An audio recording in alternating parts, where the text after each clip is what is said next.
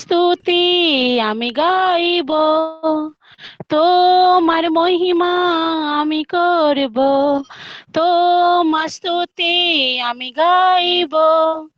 যিশু আমার পরম পিতা, যিশু আমার জীবন দাতা, পথ সত্য আর জীবন আমার প্রভু যিশু। অনাথে সহায় আনন্দে ভরা আমার প্রভু যিশু। পথ সত্য আর জীবন আমার প্রভু যিশু। অনাথে সহায় আনন্দে ভরা আমার প্রভু যিশু। যিশু আমার পরমপিতা, যিশু আমার জীবন দাতা, যিশু আমার পরিত্রাতা, যিশু আমার মুক্তিদাতা। দুঃখে সান্ত্বনা, কষ্টে ঘুমানা আমার প্রভু যিশু। বিশ্রাম দেশে নিয়ে যাবে এসে আমার প্রভু যিশু। দুঃখে সান্ত্বনা, কষ্টে ঘুমানা আমার প্রভু যিশু। বিশ্রাম দেশে নিয়ে যাবে এসে আমার প্রভু যিশু। যিশু আমার পরম পিতা, যিশু আমার পরিত্রাতা, যিশু আমার মুক্তিদাতা, যিশু আমার জীবনদাতা, জীবনদাতা, জীবনদাতা। আমেন।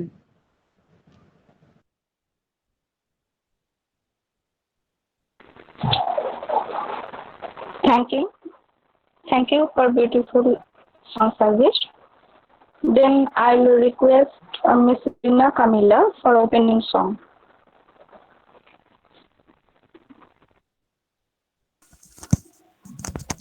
গুড আফটারনুন সবাইকে। আমার কথা ক্লিয়ার শোনা যাচ্ছে এখন? হ্যাঁ, শোনা যাচ্ছে ক্লিয়ার।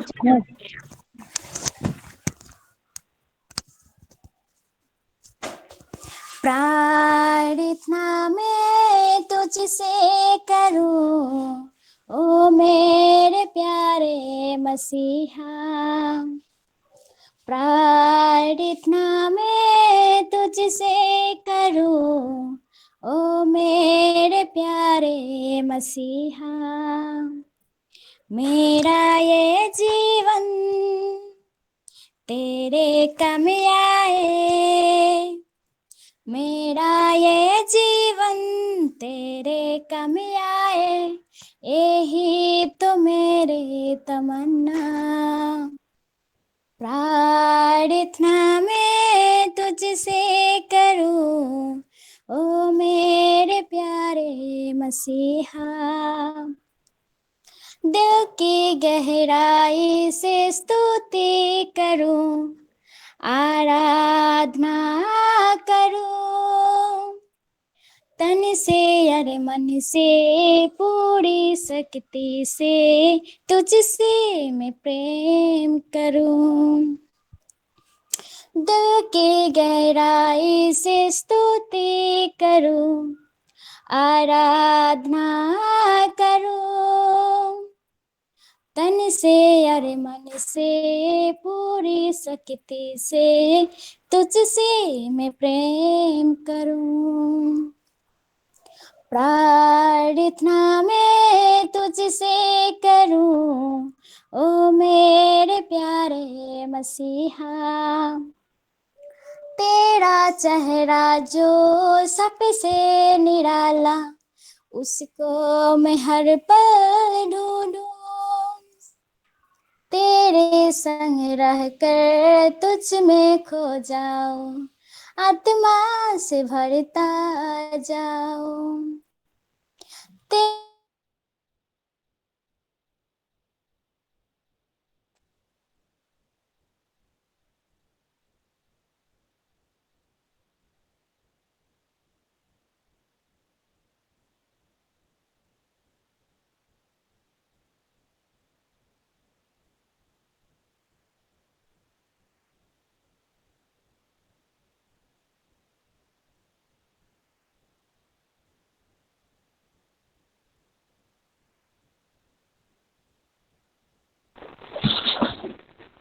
হ্যালো, রিনা শুনতে পাচ্ছ আমার কথা? হ্যালো, রিনা দি। হ্যাঁ, শোনা যাচ্ছে এখন। শুরু করছি। হ্যাঁ, কর। तेरा चेहरा जो सबसे निराला, उसको मैं हर ढूंढूं, तेरे संग रहकर तुझ में खो जाऊं, आत्मा से भरता जाऊं, प्रार्थना में तुझसे करूं, ओ मेरे प्यारे मसीहा, कितना मधुर है तेरा वचन, भराते मेरे दोनों नयन, दुख जो सहा तूने मेरे कारण, भूलूंगा ना मैं जीवन भर, कितना मधुर है तेरा वचन, भरात मेरे दोनों नयन, दुख जो सहा तूने मेरे कारण, भूलूंगा ना मैं जीवन भर, प्रार्थना मैं तुझसे करूं, ओ मेरे प्यारे मसीहा, प्रार्थना मैं तुझसे करूं, ओ मेरे प्यारे मसीहा। आमेन। Thank you, Rina, for your beautiful song service. God bless you abundantly. Now I request for opening prayer, Pastor Nitai Bishwas.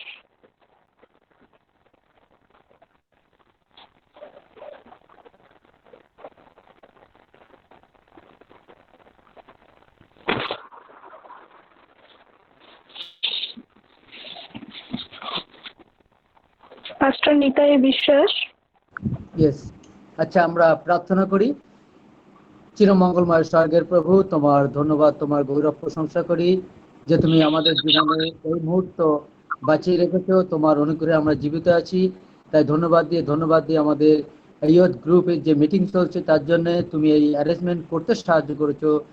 যে যুবক যুবতীরা আজকে বিশেষ করে এই উদ্যোগ নিয়েছে প্রভু, আর তুমি বলছো শেষকালে যুবকেরা স্বপ্ন দেখবে এবং তারা ভাববাণী বলবে, তাই তোমার বাক্য পরীক্ষার সিদ্ধ প্রভু।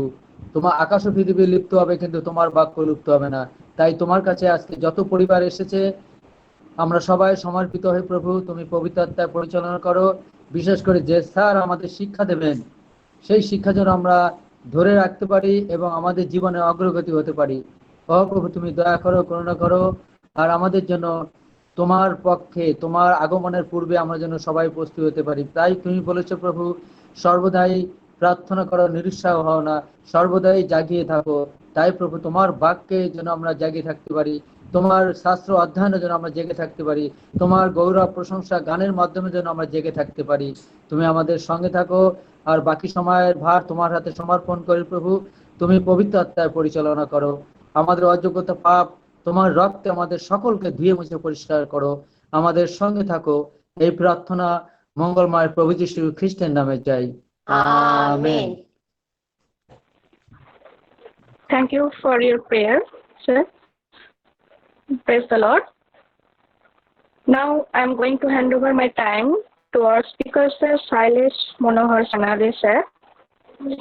This time is yours, sir. Please lead us.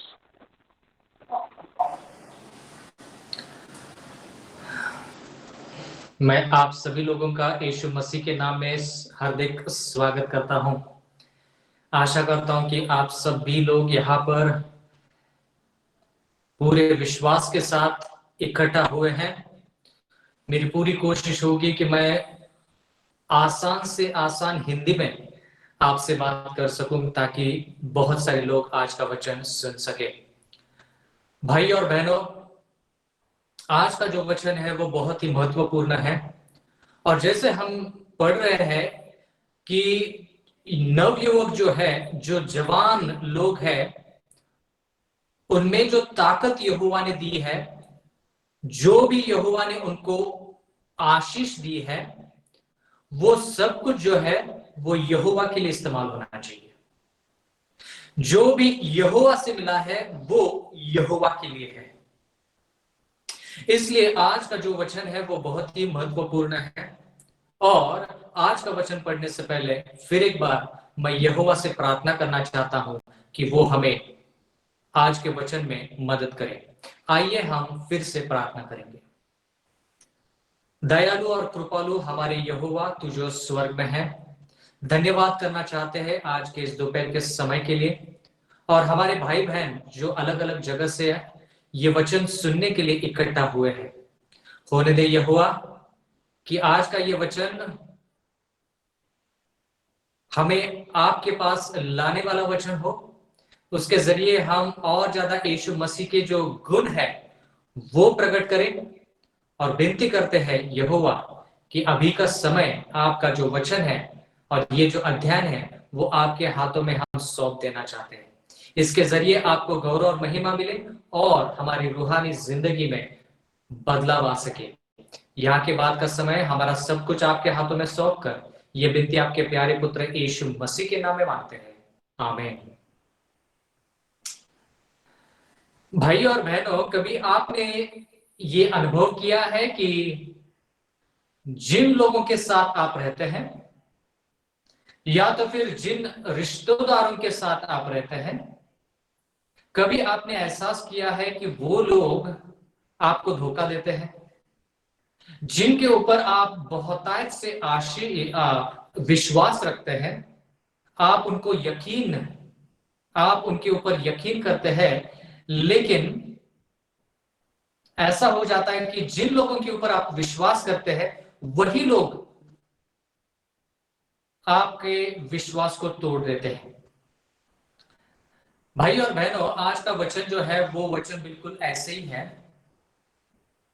अगर हम उत्पत्ति की किताब की तरफ जाएंगे, उत्पत्ति की किताब उसका 39वां अध्याय, जेनेसिस चैप्टर 39, जेनेसिस 39, यहोवा का वचन यहां पे लिखता है, उत्पत्ति उसका 39वां अध्याय पहले वचन में, जब यूसुफ मिस्र में पहुंच गया तब पोतीफार नामक एक मिस्री ने, जो फिरौन का हकीम और अंगरक्षकों का प्रधान था, उसको इश्माएलियों के हाथ से जो उसे वहां ले गए थे मोल लिया।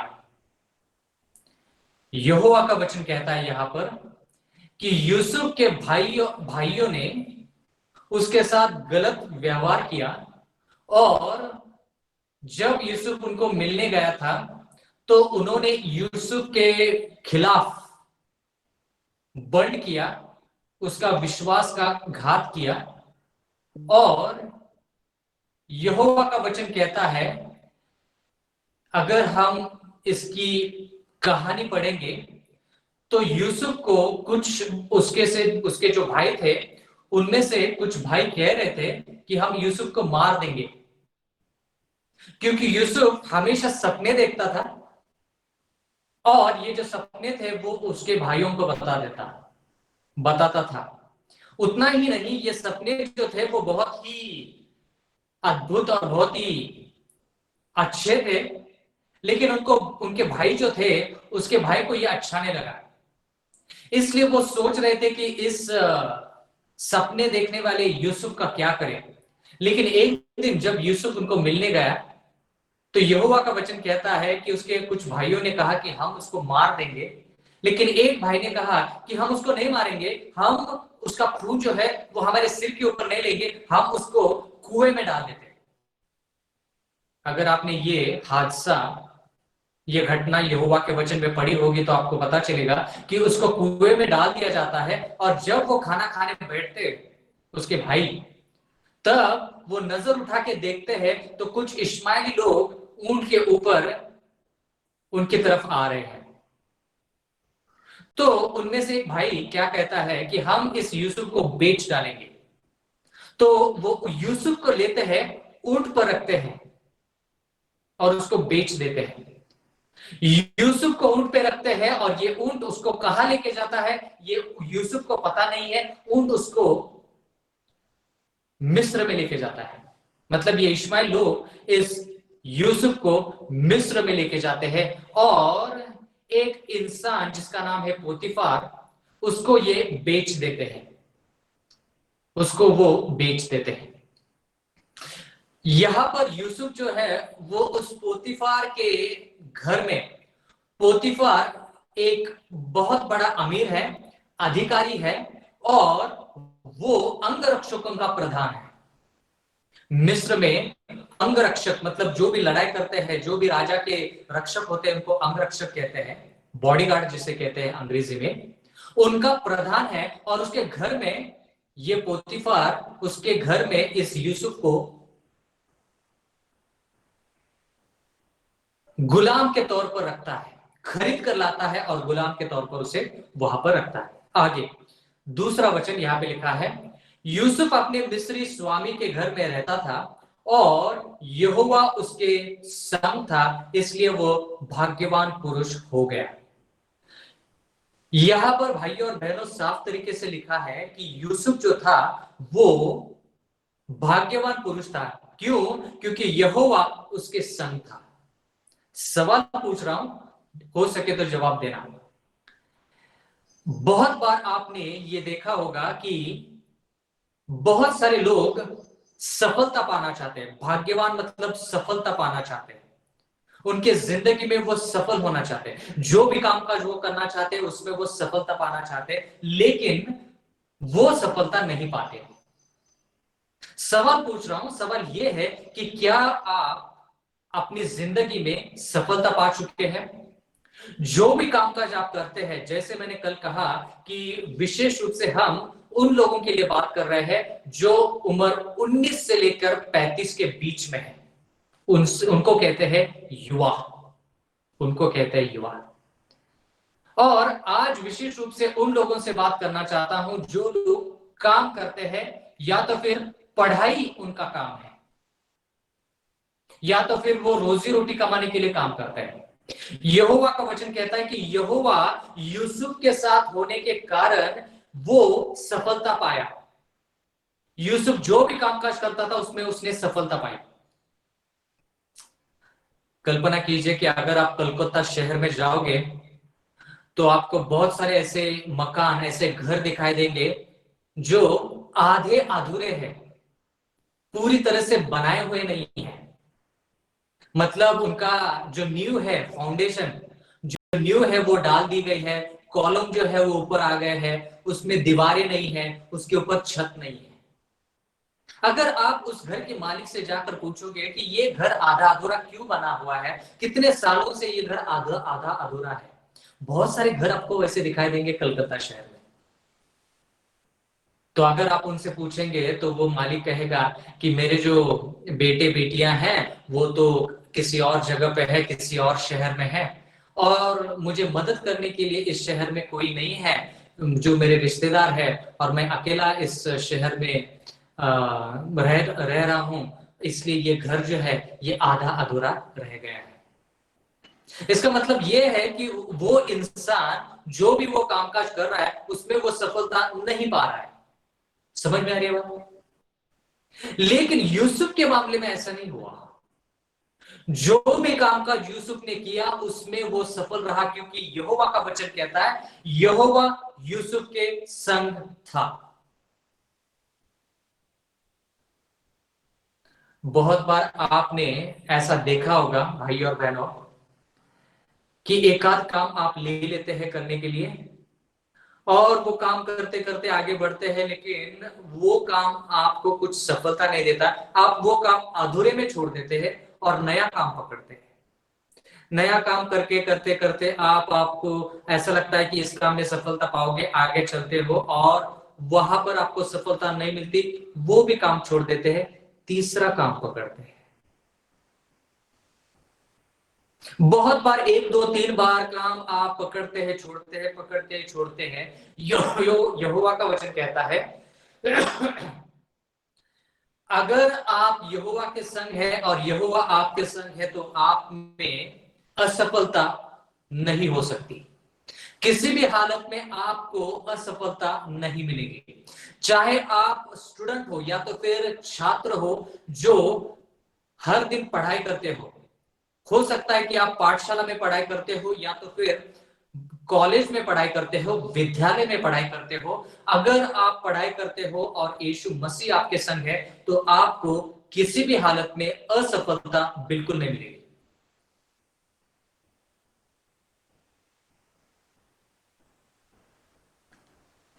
इसलिए कि यहोवा यूसुफ के साथ था, यूसुफ ने जो भी कामकाज किया उसमें उसने सफलता पाई।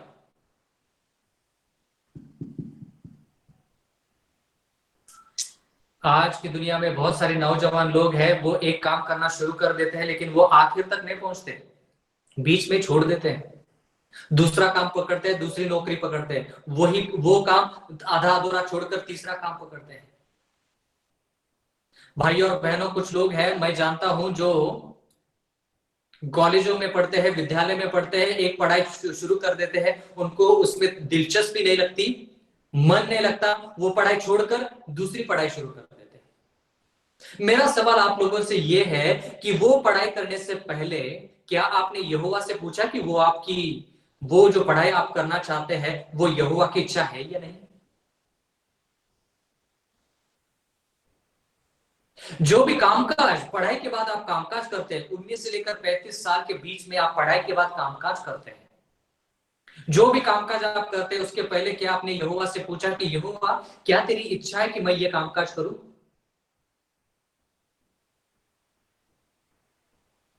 उतना ही नहीं, कुछ लोग शादीशुदा है लेकिन उनकी शादी आखिर तक नहीं पहुंचती, बीच में ही वो एक दूसरे का साथ छोड़ देते हैं। सवाल ये है कि क्या उन नौजवान लोगों ने यहोवा से पूछा कि यहोवा इससे मैं शादी करने जा रहा हूं, क्या तेरी इच्छा है कि मैं इससे शादी करूं?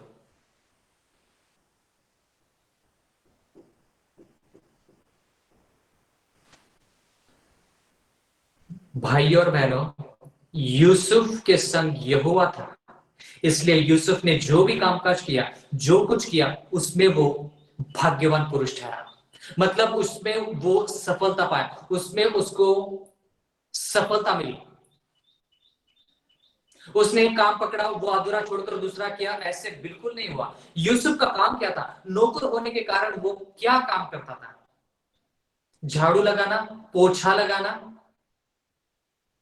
पोतीफर के जो जानवर है उसको धोना, या तो फिर रसोई में घर में जाकर खाना पकाना। यहोवा का वचन कहता है कि इसमें से कौन सा भी काम क्यों ना हो, यूसुफ ने जब काम किया उसमें वो सफलता पाई उसने। इसका मतलब ये है भाई और बहनों, मैं भाइयों से कहना चाहता हूं कि अगर आप कहीं पर काम कर रहे हैं तो अगर वो काम झाड़ू लगाने का हो तो भी आपको यीशु मसीह की जरूरत है। अगर कोई बहन रसोई घर में चावल उबाल रही है तो उसको चावल उबालने के लिए भी यीशु मसीह की जरूरत है।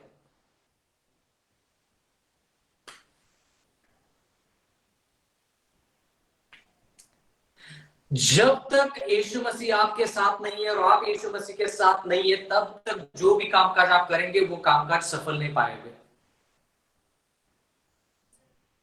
इसलिए कामकाज शुरू करने से पहले, या तो फिर नौकरी पकड़ने से पहले, या तो फिर पढ़ाई करने से पहले, या तो फिर शादी करने से पहले आपको पूछना है कि यहोवा क्या तेरी ये इच्छा है? पहला सवाल।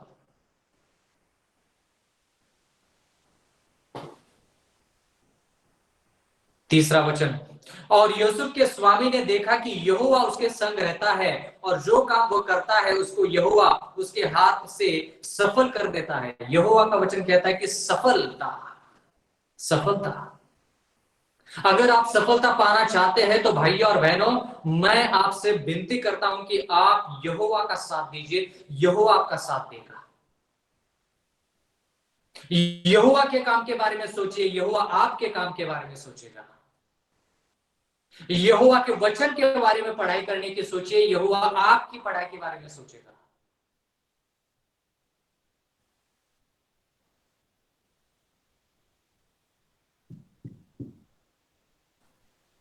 मैं ये नहीं जानता कि आप इस संदेश को क्या शीर्षक देने वाले हैं, आपकी मर्जी। लेकिन बहुत बार आप गाना गा चुके हैं मेरा ऐसा अंदाजा है कि बहुत बार आपने गाना गाया है, सेनाओं का यहोवा हमारे संग संग है, याकूब का परमेश्वर हमारा ऊंचा गढ़ है। गाते हैं बहुत बार, लेकिन हमें उसका अर्थ समझना चाहिए। छोटी बात हो, बड़ी बात हो, कौन सी भी बात हो, यहोवा का वचन कहता है कि यहोवा को आपकी और आपको यहोवा की जरूरत है। यहोवा का वचन कहता है यहां पर, यहोवा का वचन कहता है यहां पर कि पोतीफर ने यह जाना कि यहोवा यूसुफ के संग है। इसका मतलब यह है कि अगर आप यहोवा के साथ है, अगर कुछ आप कामकाज यहोवा की इच्छा के अनुसार कर रहे हैं, जिंदगी आप यहोवा के अनुसार बिता रहे हैं, तो जो लोग मूर्ति पूजक है, जो लोग यहोवा को नहीं जानते, वो भी जान पाएंगे कि यहोवा आपके संग है। इतनी ताकत है यहोवा के साथ रहने की। आप पढ़ाई कर रहे हैं, भले ही आपके जो छात्र आपके क्लास में, आपके कॉलेज में जो भी पढ़ाई कर रहे हैं, भले ही वो आपको नहीं जानते या तो फिर आपके यहोवा को नहीं जानते, लेकिन जिस तरीके से आप पढ़ाई करते हो, यहोवा के साथ हो, उनको पता चलेगा कि यहोवा आपके साथ है। मेरा एक दोस्त जो डॉक्टर बना है, जब वो डॉक्टर की पढ़ाई कर रहा था मुंबई में, वो यहोवा से प्रार्थना करता था कि यहोवा, मैं शबत के दिन कॉलेज नहीं जाना चाहता, ना ही मैं इम्तिहान लिखना चाहता हूं, मुझे मदद कीजिए। और वो प्रार्थना करता था और लोगों को बताता था, छात्रों को बताता था कि मेरी प्रार्थना सुनी जाएगी, मेरी प्रार्थना सुनी जाएगी, और उसकी प्रार्थना सुनी जाती थी। उसने उस पढ़ाई के दौरान एक बार भी शबत के दिन ना कॉलेज जाकर पढ़ाई की, ना उसने कभी इम्तिहान लिखा।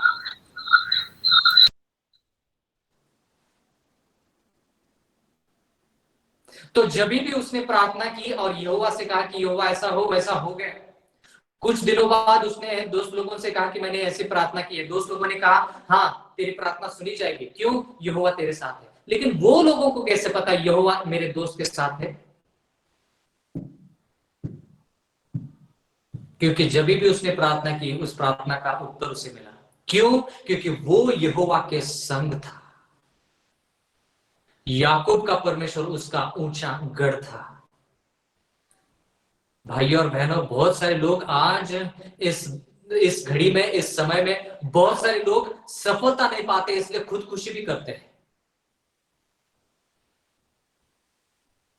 सफलता पाने के लिए पैसे की जरूरत नहीं है। सफलता पाने के लिए आपको बड़ी पढ़ाई करने की जरूरत नहीं है।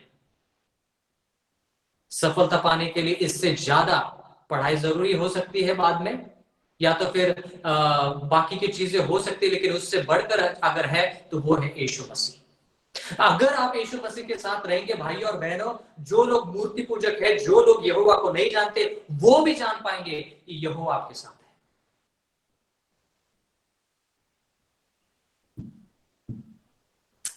चौथा वचन, उत्पत्ति उसका 39वां अध्याय 4था वचन। तब उसकी अनुग्रह की दृष्टि उस पर हुई और वह उसकी सेवा टहल करने के लिए नियुक्त किया गया। फिर उसने उसको अपने घर का अधिकारी बना के अपना सब कुछ उसके हाथों में सौंप दिया। यहोवा का वचन कहता है कि जब पोतीफर ने देखा कि यूसुफ के साथ परमेश्वर है, तो पोतीफर ने उसके घर में जो कुछ भी है उसका अधिकारी किसको बनाया? यूसुफ को। क्या कभी इंसानों ने आपके ऊपर इतना विश्वास जताया है कि आप उनके घर में या तो फिर उनके दफ्तर में सब कुछ आपके हाथों में वो दे देते हैं? कभी किसी ने आपके ऊपर वैसा विश्वास किया है? भाइयों और बहनों, मैंने बहुत बार सुना है कि भले हम यीशु मसीह के लोग कहे कि हम मसीह के लोग हैं, लेकिन बहुत बार ऐसा हो जाता है कि हमें समय का महत्व पता नहीं है। हमें पूरे मन से काम कैसे करना चाहिए वो पता नहीं है, पूरे मन से हमें पढ़ाई कैसी करनी चाहिए वो पता नहीं है, या तो फिर हम नहीं करते। इसकी वजह से बहुत सारे लोग हमें काम देने के लिए सोचते हैं कि काम दूं या ना दूं, क्या ये काम पूरा करेगा या ना करेगा, पढ़ाई पूरी करेगा या ना करेगा, मदद करने के लिए बहुत कतराते हैं। यहोवा का वचन कहता है यूसुफ यहोवा के संग और यहोवा यूसुफ के संग था, इसलिए जो भी काम काज यूसुफ ने किया उसमें उसने सफलता पाई। भाई और बहनों, यहां पर लिखा है आगे 5वां वचन, जब से उसने उसको अपने घर का और अपनी सारी संपत्ति का अधिकारी बनाया, तब से यहोवा यूसुफ के कारण उस मिस्र के घर पर आशीष देने लगा, और क्या घर में क्या मैदान में उसको जो कुछ था सब पर यहोवा की आशीष होने लगी। यहोवा का वचन कहता है कि इस अधिकारी ने यूसुफ के हाथ में सब कुछ दे दिया, और यहोवा का वचन कहता है कि यीशु मसीह ने यहोवा ने यूसुफ की वजह से पोतीफर को आशीष दी। मतलब भाइयों और बहनों, क्या आप यहां पर समझ रहे हो कि अगर आप यीशु मसीह के संग है तो आपकी वजह से आपके परिवार को आशीष मिल जाएगी। किसकी वजह से? किसको आशीष? यूसुफ की वजह से पोतीफर को आशीष और उसके पूरे घर वालों को आशीष।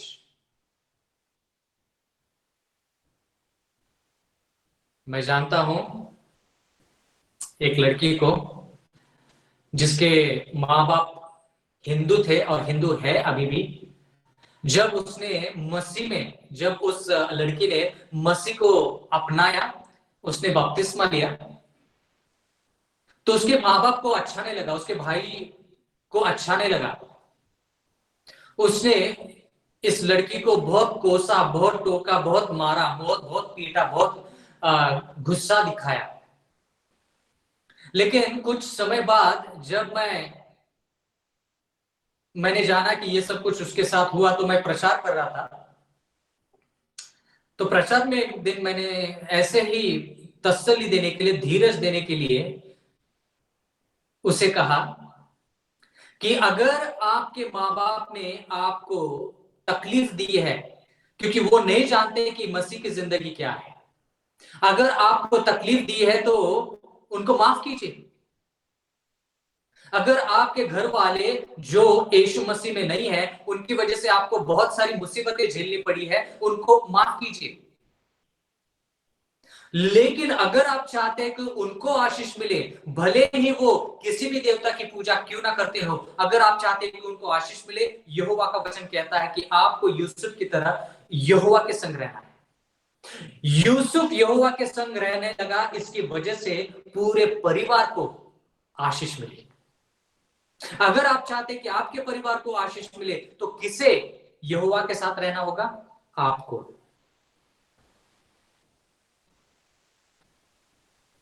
भाई और बहनों, अगर आप चाहते हैं कि आपके घर में आशीष आ जाए, लोगों को चंगाई मिले, लोग यीशु मसीह के पास आ जाए, तो पहले किसको यीशु मसीह के संग रहना होगा? आपको।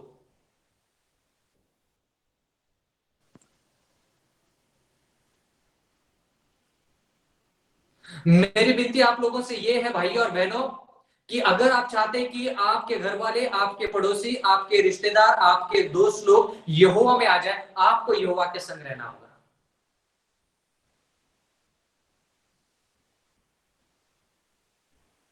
भाई और बहनों, जैसे हमने यहोवा का वचन पढ़ा यहां पर, उत्पत्ति उसका 39वां अध्याय और 5वां वचन फिर से पढ़ना चाहूंगा आपके लिए। 5वां वचन, जब से उसने उसको अपने घर का और अपनी सारी संपत्ति का अधिकारी बनाया, मतलब पोतीफर ने यूसुफ को अपना अधिकारी बनाया।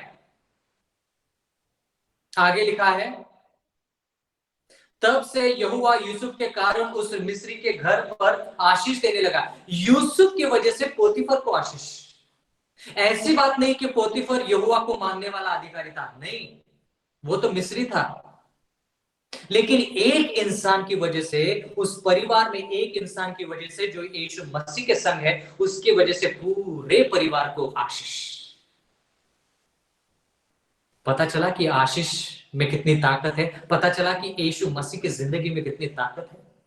अगर आप चाहते हैं कि जहां पर भी आप काम कर रहे हैं उन लोगों को आशीष मिले, दफ्तर में जहां पर भी आप काम कर रहे हैं, अगर आप चाहते हैं कि उन लोगों को आशीष मिले, आपको यहोवा के संग रहना होगा। आपकी वजह से यहोवा उन लोगों को आशीष देंगे।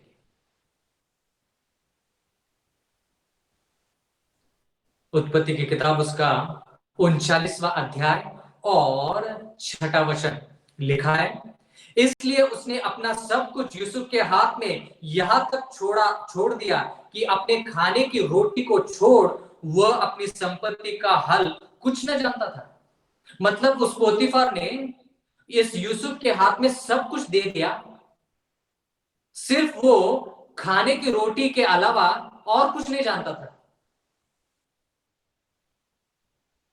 मतलब जो रोटी वो खाता था उतना ही उसे पता था कि मैं रोटी खा रहा हूं, ये दाल है, ये चावल है।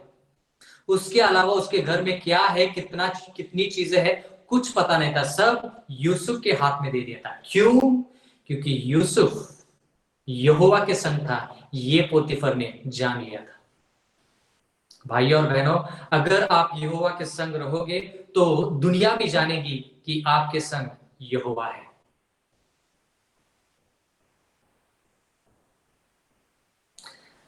मेरे साथ कल्पना कीजिए, पोतीफर जो अधिकारी है, उसके घर उसके दोस्त लोग आ जाते हैं और पोतीफर से कहते हैं, पोतीफर तू इतना अधिकारी है, इतना बड़ा अमीर इंसान है, मिस्र में अंगरक्षकों का तू अधिकारी है, तेरे पास बहुत सारा पैसा होगा, है कि नहीं? कितना पैसा है तेरे पास पोतीफर? पोतीफर ऐसे सिर खुजला के कहता होगा कि मुझे पता था लेकिन मैं भूल गया, इसको पता है। ये कौन है? यूसुफ। इसको मेरे बैंक में कितना पैसा है इसको पता है, मुझे पता नहीं। कल्पना कीजिए कि पोतीफर के घर उसके रिश्तेदार आ जाते हैं और वो रिश्तेदार पूछते कि पोतीफर तू इतना बड़ा अमीर इंसान है, तेरे पास बहुत सारी बैल बकरियां भेड़ियां होगी, कितनी भेड़ बकरियां तेरे पास? मुझे पता था लेकिन मैं भूल गया, इसको पता है। ये कौन है? यूसुफ। भाइयों और बहनों, यहोवा का वचन कहता है, दाल चावल और मिष्टी दही के अलावा पोतीफर को उसके घर में क्या है बिल्कुल पता नहीं था। कुछ पता नहीं था। सब कुछ किसे पता है? यूसुफ को। इसलिए मैंने आपसे सवाल पूछा कि क्या कभी लोगों ने आपके ऊपर उतना विश्वास रखा? क्या कभी आपने किसी के ऊपर उतना विश्वास किया? अगर आप सफलता पाना चाहते हैं, नौजवान इंसान सफलता की सीढ़ी पर चढ़ना चाहता है, आखिरी कदम या तो फिर आखिरी सीढ़ी तक पहुंचना चाहता है, हर कोई नौजवान सफलता पाना चाहता है, दुनियादारी में हो या यहोवा की जिंदगी में, हर कोई सफलता पाना चाहता है। लेकिन वो सफलता पाने के लिए चाबी एक ही है और वो चाबी है यीशु मसीह के संग।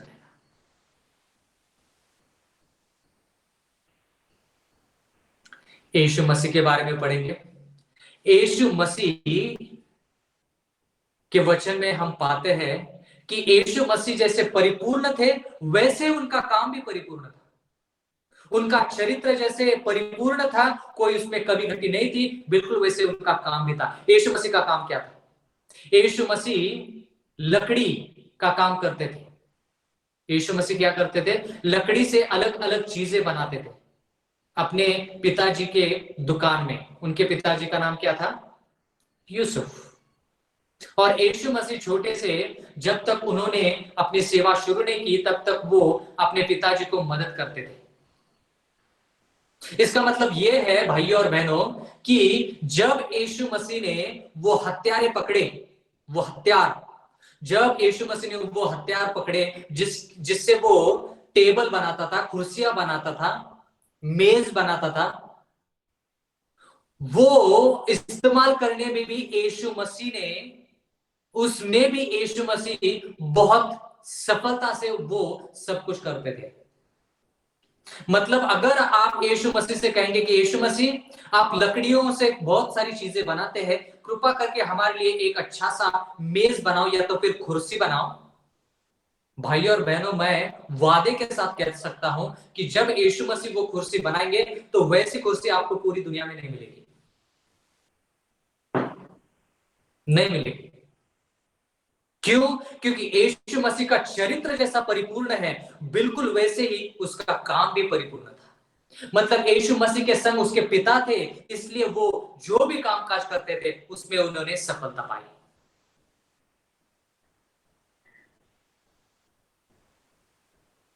सफलता पाना चाहते हो? पढ़ाई में सफलता पाना चाहते हो? विद्यालय में जो भी छात्र पढ़ रहे हैं सफलता पाना चाहते हो? कामकाज कर रहे हो सफलता पाना चाहते हो? रसोई घर में अगर दाल चावल भी पकाने हो ना भाइयों और बहनों, यीशु मसीह, यीशु मसीह।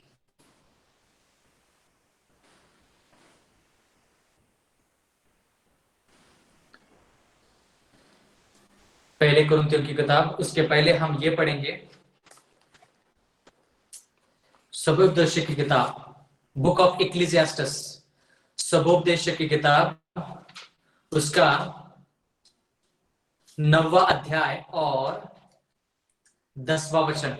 सबोपदेश की किताब उसका 9वां अध्याय और 10वां वचन। यहां पे लिखा है, जो काम तुझे मिले उसे अपनी शक्ति भर करना, क्योंकि अधोलोक में जहां तू जाने वाला है न काम, न युक्ति, न ज्ञान, न बुद्धि है। यहोवा का वचन कहता है कि जो भी काम काज तुझे यहोवा से मिला है पूरे मन से करना। कोई काम ऊंचा नहीं है, कोई काम नीचा नहीं है। लेकिन बहुत बार हम सोचते हैं कि हाँ मैंने इतनी अच्छी पढ़ाई की है, मुझे मेरे पढ़ाई के अनुसार कामकाज चाहिए। यीशु ने कौन सा कामकाज किया? यीशु मसीह ने कौन सा कामकाज करके सफलता पाई? भाई और बहनों, जब तक वो काम यीशु मसीह से है, वो काम आपको यीशु मसीह के साथ रहकर पूरा करना होगा। अगर आपका काम है कि हर शब्द दिन शुरू होने से पहले, विश्राम दिन शुरू होने से पहले आपको गिरजाघर में, चर्च में जाकर वो जो बैठने की जगह है वो साफ सफाई करनी है, वहां पर शब्द के पहले जाकर अगर वो करना है तो आपको वो काम है। वो काम करने के लिए भी आपको यीशु मसीह की जरूरत है। बहुत बार ऐसा हो जाता है कि जो काम छोटे होते हैं उसमें हम यीशु मसीह की सहायता नहीं लेते, बड़े बड़े कामों में हम उसकी सहायता लेते हैं। भाई और बहनों, अगर आपके साथ ये यीशु मसीह है तो उस काम में कितनी भी तकलीफें क्यों ना हो, आप निराश नहीं होंगे। कहीं पर भी जाओ, कौन सा भी काम करो, कौन सी भी पढ़ाई करो, आपको वहां पर तकलीफ दिखाई देगी, मुसीबत का सामना करना पड़ेगा। लेकिन अगर यीशु मसीह आपके साथ है तो वो मुसीबत का सामना करना आसान हो जाएगा, आसान हो जाएगा। तकलीफ कहां पर नहीं है? हर जगह पे तकलीफ है। एक काम छोड़ोगे दूसरी जगह तकलीफ है, दूसरा काम छोड़ोगे तीसरी जगह तकलीफ है। लेकिन अगर यीशु मसीह आपके संग है तो आपको सफलता पाए बिना नहीं रह सकते, आपको सफलता बिल्कुल मिल जाएगी। भाइयों और बहनों,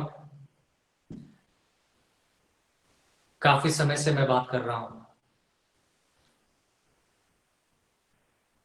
यहोवा का वचन हमें साफ तरीके से कहता है, बहुत सारे लोग आज के दिन में, आज की दुनिया में सफलता नहीं पाते क्योंकि जो भी वो कामकाज करते हैं वो यीशु मसीह की इच्छा के अनुसार नहीं है। मैं ये नहीं कहता कि सभी काम, बहुत सारे काम ऐसे होते हैं जो लोग करते हैं जो यीशु मसीह की इच्छा नहीं होती उसमें। और यहोवा का वचन कहता है यहाँ पर कि यूसुफ जो है वो नौकर है। नौकर को अगर यीशु मसीह इतनी आशीष दे सकते हैं तो बाकी के लोगों को क्यों नहीं? अगर यूसुफ की तरह लोगों ने आपको पकड़कर कूड़ादान जानते हो? कूड़ादान का मतलब कचरे के डिब्बे में डाल दिया हो, डस्टबिन, उसमें डाल दिया हो, तो उसमें आपको एक सवाल पूछना है, यहोवा क्या मेरे संग तू उस डस्टबिन में, उस कचरे के डिब्बे में तू मेरे संग है? सिर्फ एक सवाल। हो सकता है कि आपके रिश्तेदारों ने, आपके घर वालों ने, आपके अधिकारियों ने आपको पकड़कर मानो ऐसी जगह पे डाल दिया है, मानो आपको लगता है कि आप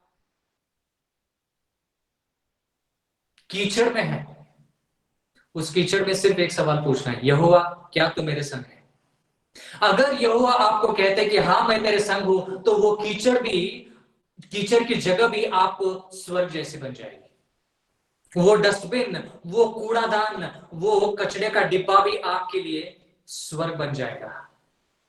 सिर्फ यीशु मसीह चाहिए। इसलिए भाइयों और बहनों, अगर आपकी शादी हुई है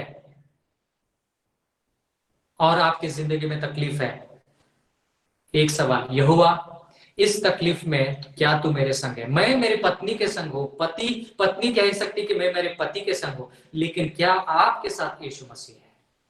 अगर यीशु मसीह है तो वो स्वर्ग है आपके लिए। सिर्फ एक सवाल।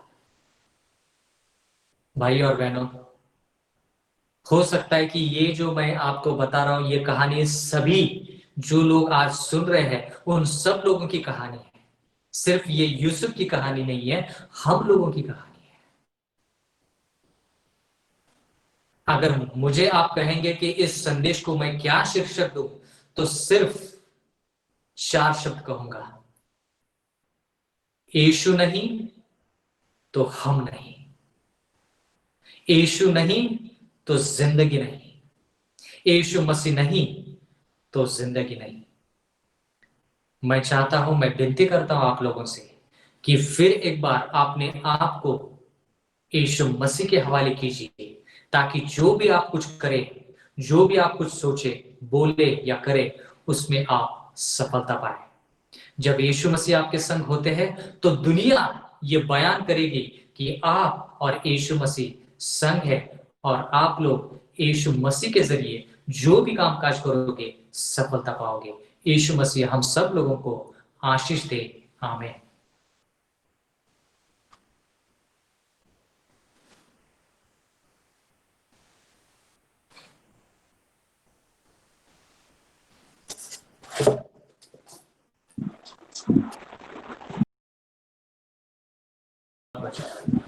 Thank you, sir, for giving us your most precious time and lead us with your valuable speech, sir.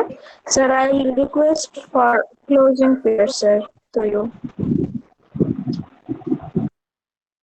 ठीक है, हम प्रार्थना करेंगे।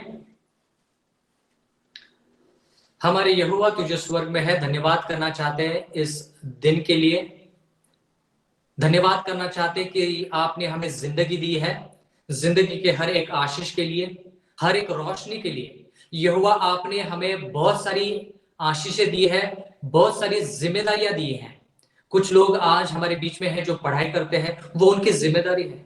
कुछ लोग हमारे बीच में हैं जो काम करते हैं और परिवार के लिए कमाते हैं, वो उनकी जिम्मेदारी है।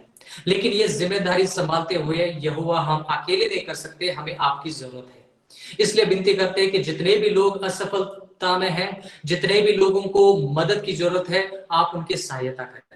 हम चाहते हैं यहोवा कि आप हमारे संग और हम आपके संग रहे, ताकि जो भी हम कुछ करेंगे उसमें हम सफलता पाए और आपके आने तक विश्वास से काम करें, ताकि आपका आना बहुत जल्दी हो जाए और हम आपके साथ उस स्वर्ग में जा सके।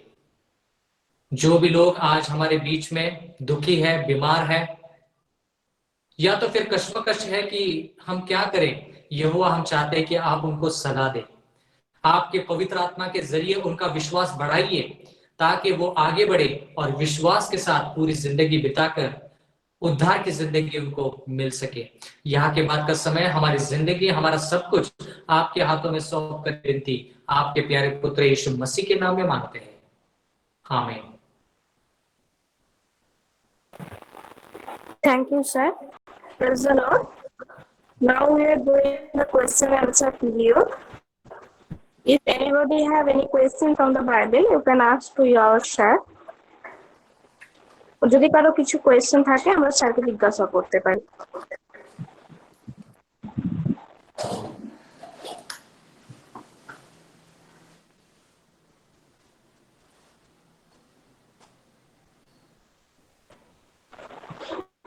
আমাদের যদি কারোর কোনো কোয়েশ্চেন থাকে বাইবেল থেকে তাহলে আমরা স্যারকে জিজ্ঞাসা করতে পারি।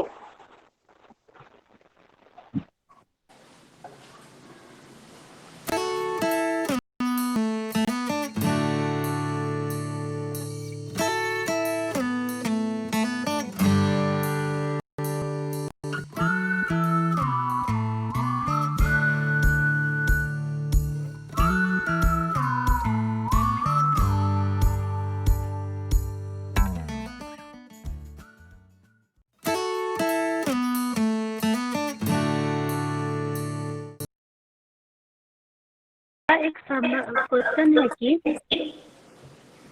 हाँ पूछिए। मेरा मेरा एक फ्रेंड है, तो मैंने उसको जीसस का बारे में बोला था। वो मेरे साथ स्कूल लाइफ में थे वो, तो उसी टाइम मैंने उसको जीसस का बात बोलते थे, तो वो भी मेरे साथ प्रभु का प्यार करते थे। तो क्या हुआ था, उसने एक हिंदू लड़का से प्यार करते थे और वो उसको शादी कर गए और अभी वो पूरा हिंदू हो गए। वो पता नहीं वो जीसस को प्यार करते हैं नहीं करते, मगर मेरे साथ जब बात होती है वो तब बोलती है वो जीसस को बहुत प्यार करती है। मगर मैंने उसको देखा कि उसने उसका फैमिली के साथ बिगड़ गई है। तो ऐसे वाला फ्रेंड को हम कैसे, वो उसका दुनिया से हम प्रभु में कैसे लेके आऊंगी? तो सवाल आपका ये है कि आपके दोस्त को वापस कैसे लाना है या उनके परिवार को यीशु मसीह में वापस कैसे लाना है?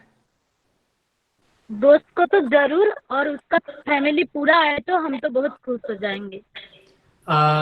आपके दोस्त जो भी है, क्या उनको पता था वो क्रिश्चियन है?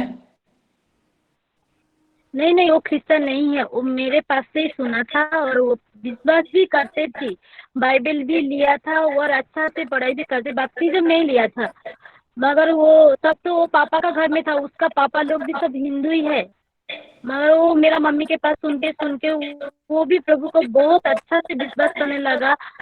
सुबह में प्यार करते थे, शाम में प्यार करते थे, पूरा मेरे साथ एक सिस्टर जैसे रहती थी।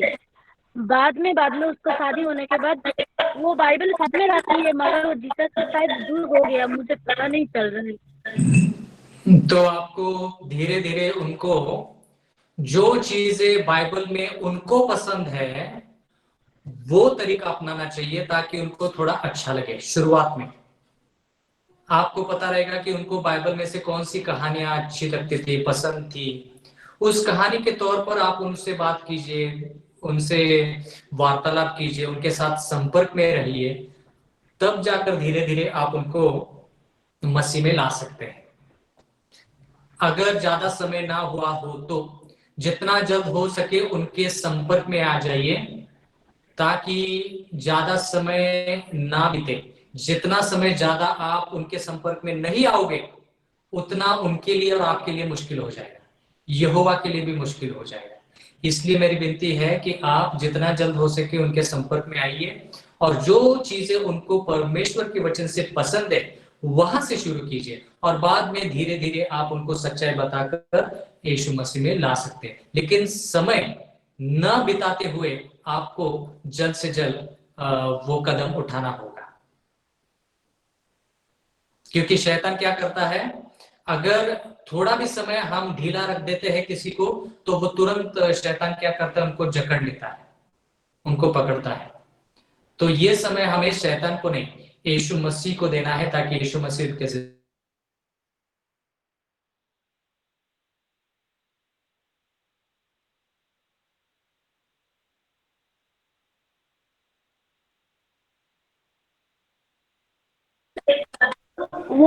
और भी दोस्त ऐसे होता है ना हिंदू बैकग्राउंड में, उन लोग तो ऐसा करते कि प्रभु को भी विश्वास करते और हिंदू लोग है ना उसको भी पूजा करते।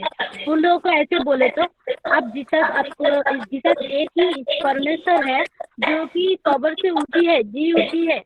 तो उन लोग बोलते ऐसा नहीं, सब लोग की प्रभु है, हम सबको प्यार कर सकते। अगर जीसस को मानना है तो हम हमारा भगवान को भी मान सकते। जीसस हमारे अंदर भी एक भगवान है, मगर वो कुछ अलग नहीं है कि वो एक ही परमेश्वर है, ऐसे बोलते। तो उन लोगों को तब कैसे बोलना कि नहीं, प्रभु एक ही परमेश्वर है।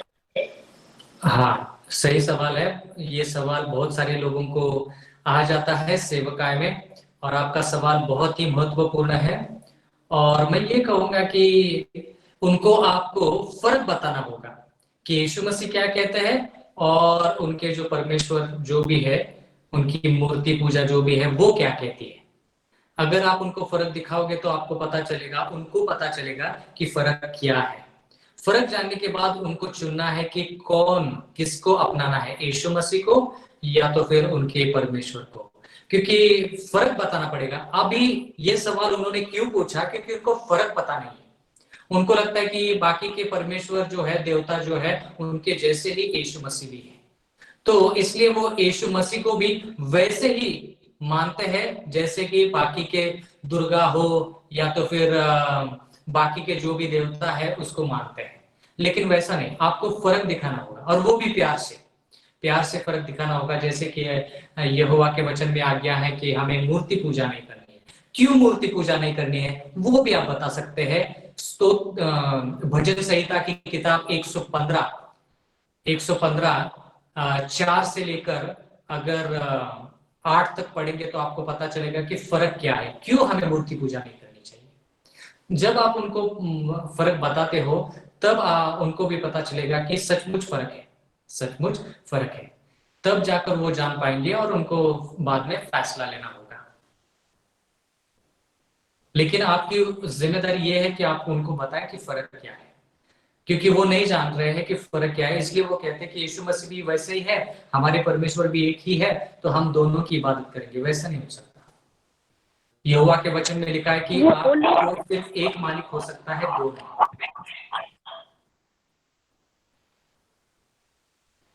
वो लोग तो ऐसे बोलते, हम बोलते कि प्रभु हमारा बाइबल में तुम देखो, हमारा प्रभु सबको प्यार करने बोलती है और हमारा प्रभु अपने दुख उठाया है और हमारे लिए जीते हैं। लेकिन तुम लोग प्रभु ऐसे बोलते हैं कि तुम मेरे पास ये लेके आओ, वो लेके आओ, तभी मैं तुम्हारा इच्छा पूरा करूंगी।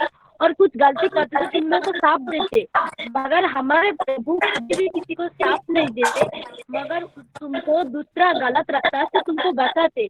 तब उन लोग क्या बोलते, ऐसा नहीं, तुम्हारा प्रभु ऐसा तुम लोग नहीं बोल रहे हो, तुम्हारा प्रभु में भी तुम लोग है ना, तो तुम लोग का लाइफ में क्यों दुख आता। हम हमारा भी लाइफ में दुख आता, तो हम प्रभु के पास जाते तो हम भी खुश रहता, फिर क्यों तुम्हारा प्रभु के पास हम जाएंगे। ऐसे सवाल मतलब उनका सवाल ठीक ही है, क्योंकि जिस तरीके से उनको सिखाया जाता है वैसे ही वो बोलते हैं। जैसे आपने कहा कि फर्क उन लोगों को दिखाना चाहिए, जैसे कि आपने बहुत अच्छा कहा कि यीशु मसीह ने ही पापों के लिए जान दी है। उन लोगों के पापों के लिए किसी भी परमेश्वर ने जान नहीं दी। तो उनको पूछे कि कौन से परमेश्वर ने आपको मदद की है आपका पाप हटाने के लिए। मतलब ये दुनिया जब खत्म होगी तो क्या विश्वास है कि आप स्वर्ग जाओगे, क्या विश्वास है कि आप नरक जाओगे।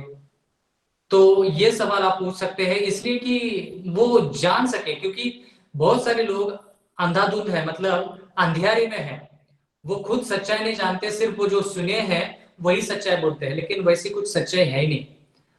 मेरे पास कुछ श्लोक है जो हिंदू धर्म में बोले जाते हैं, लेकिन वो लोग जो श्लोक बोलते हैं ब्रह्मपुत्राय नमः, अब उसका मतलब क्या है वो उन लोगों को पता नहीं है, लेकिन उसका जो अर्थ है वो यीशु मसीह से जुड़ा हुआ है। तो अगर आप वो श्लोक बताकर कहेंगे उनसे कि ये श्लोक यीशु मसीह के बारे में कहता है, ये श्लोक किसी और परमेश्वर के बारे में नहीं कहता, तो उनको भी थोड़ी बहुत जानकारी मिल जाएगी। कि उनके वेदास में, उनके भगवत गीता या तो फिर बाकी के जो उनके ग्रंथ है उसमें यीशु मसीह के बारे में लिखा है। तो वो सवाल पूछेंगे कि हम भी दुख में है, आप भी दुख में है, तो उनको बताना है कि हाँ दुख में है तो दुख में है, लेकिन उसका नतीजा जो है वो हमें देखना चाहिए। उनको बताना है कि माँ बाप अपने बच्चों को कभी कभार डांटते हैं और वो बच्चों को बुरा लगता है, उनको दुख लगता है, तो इसका मतलब ये नहीं कि माँ बाप गलत है। बच्चों को सिखाने के लिए माँ बाप कभी कभार उनके ऊपर गुस्सा करते हैं, उनको डांट देते हैं, ताकि बच्चे जो है वो सुरक्षित रहे, बच्चे जो है वो सुरक्षित रहे।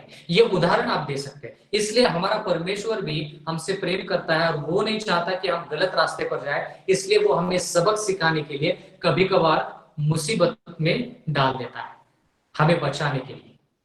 आपके परमेश्वर आपको मुसीबत में क्यों डालते हैं, वो सवाल आप उनसे पूछ सकते हैं।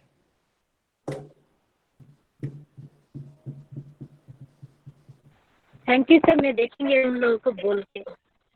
ठीक है, ठीक है। Thank you, sir, for giving wonderful message to us and lead us. बहुत बहुत शुक्रिया। Now, anybody have any question? কারোর কি কিছু কোয়েশ্চেন বলার আছে?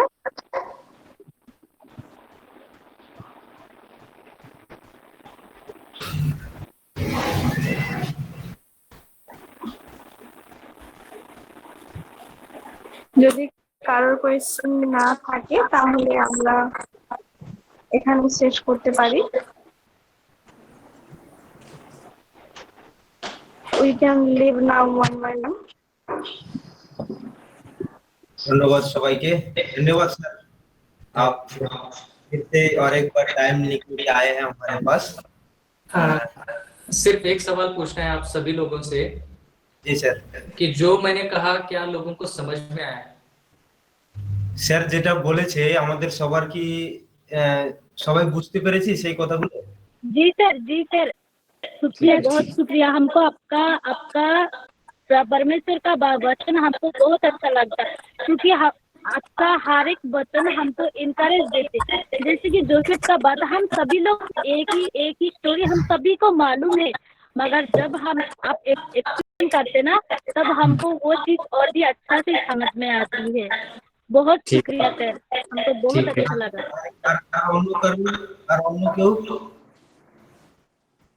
আর অন্য কেউ যদি বলেন যে হ্যাঁ বুঝতে পেরেছি, স্যার যতগুলো স্যার আমাদের সোমবারও বলেছেন, আজকেও বলেছেন এবং আগামী শুক্রবারও বলবেন, যদি কেউ আনমিউট করে বলেন যে হ্যাঁ স্যার বুঝতে পেরেছি।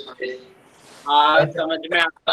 पिछली बार आपका सवाल जो था मेरे को अच्छा लगा, जिसमें हौसला बढ़ा कि अगर का आप चलते हैं तो वर्ल्डली थिंग लोगों को जो ये दुनियादारी का जो चीज है वो नहीं चाहिए होगा। और आज वो भी अच्छा लगा कि हमारा साथ परमेश्वर का मतलब वो जो रिलेशनशिप होता है ना वो होना चाहिए। इट्स गुड, हमको समझ में आ रहा है। Thank you for your wonderful message sir.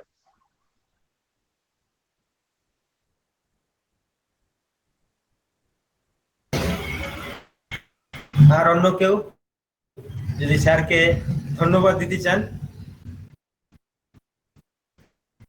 যে স্যারের বচন শুনে আপনাদের মনে বা আপনারা বুঝতে পেরেছেন, সেইটা যদি আপনারা স্যারকে বলেন তাও খুব। স্যার আমাকে জিজ্ঞাসা করলো যে আপনাদের এই আমার ভাষাগুলো বুঝতে কোনো অসুবিধা হচ্ছে কিনা, তো যদি আনমিউট করে কেউ বলেন।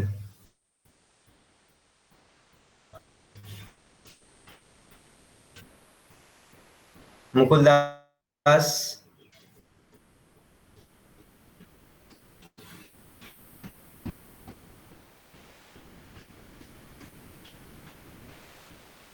ধন্যবাদ সবাইকে।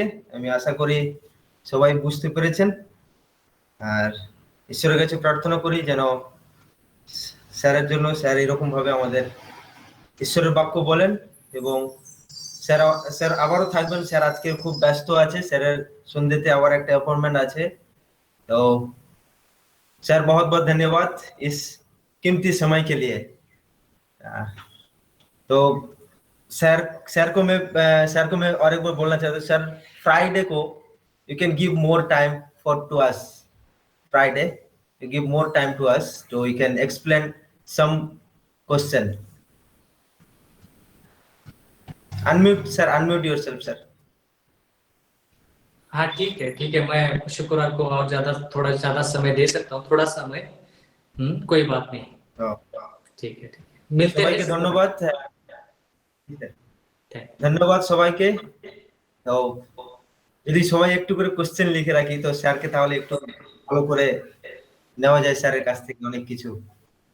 তো ধন্যবাদ সবাইকে, ভালো থাকবেন, বাই বাই।